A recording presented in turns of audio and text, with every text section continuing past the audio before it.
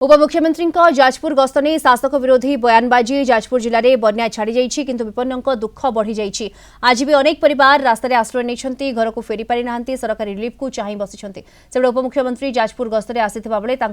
विरोध में सम्मुखीन होबाकु पड़िछि एवं बन्या विपन्न विरोध में पछरे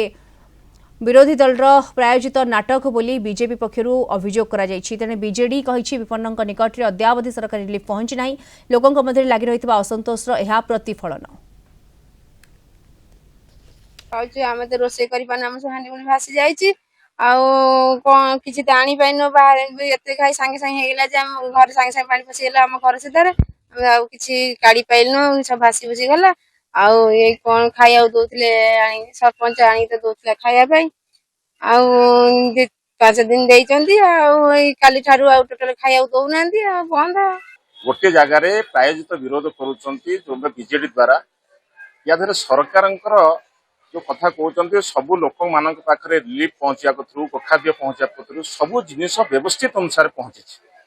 कौन साधारण लोक आपण मैंने देखुए प्रेस मीडिया भाई माने साधारण लोक मैंने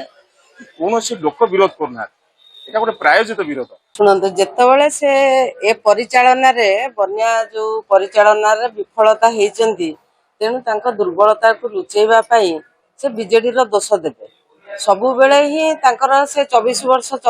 कही आसुचंती किंतु सी भी जानी ना 2 वर्ष है सरकार को आसिले बोली से पर्यंत अनुभव करना तेणु ये प्रायोजित